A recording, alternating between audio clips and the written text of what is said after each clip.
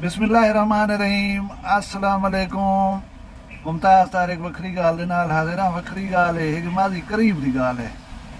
साढ़े ही सरदार अवैस अहमद खान लिगारी साहब ने PTCL एक्सचेंजां लवाया हैं तुहाडे इलाके च लगियां सन। साढ़े नाल तलाई दे उत्ते भी PTCL दी एक्सचेंज लगी है।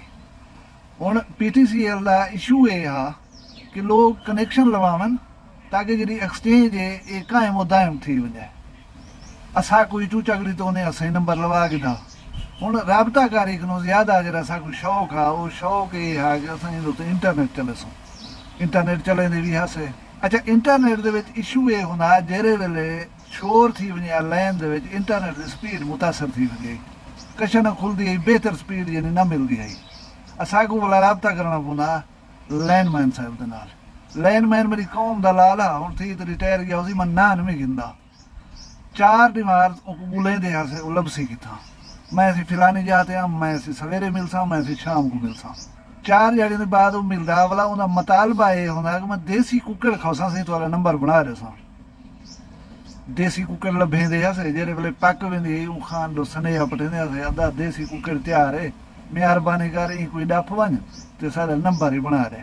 पीछे वो अंधा वाला पीर तला खिदमत करते हैं उनकी खुशामद करते हैं कुकर खवाण के अलावा नंबर को ठीक कर दे भला जरा असा को साह पे वने भला थे क्या थोड़े जाड़े के बाद आ गया ये मोबाइल कंपनियां यो फोन मोबी लिंक टेलीनार इन्हें आकर PTCL को बिला दिता।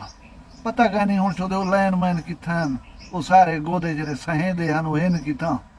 खैर हूँ जिमें PTCL को मारिया आन कराई थे ना मोबाइल कंपनियां इवें वापडा की मौत जी है वो लिखी चुकी है सोलर एनर्जी के हथों। बहुत सारे लोग सोलर एनर्जी ने शिफ्ट थी गए। वापडा जरा लोग इन काम की पई है थोड़ी जी जो रियासत को औखी पेश आवे वधाओ बिजली का निर्ख। हुण निर्ख इतनी थी गए कि लोग जरे सोलर बेशक ना घिन सकन इवें बैठे रह सन। मजबूरी ये है कि उन्हें बिल नहीं भरींदा। जेरे लोग अफोर्ड करें हुण भी वो शिफ्ट थी गए। उन्हें एयर कंडीशन भी चलते पैन, उन्हें ट्यूबवैल भी सोलर के उत्ते चलते पैन, हर जरूरत उन्हें बिजली के नाल पूरी थी पई है। मैं मान सकता कि जेरे लोग सोलर अफोर्ड नहीं करेंदे वो इवें बैठे रह सन तुहाडे ढिड भरण का समान है जरा वो तकरीबन खत्म थी होने वाला है। मेरे नाल खंबा खड़े था बिजली का रात को मरे ना भा दे लंबे भला तार उंदी लथी खड़ी है। मैं को डर रहा है रस्ते मेरे दे उत्तो टपदी पई है। कहीं वेले हवा शवा दे 11 kV दी तार ढठी तो ये जरा नुकसान करे सी।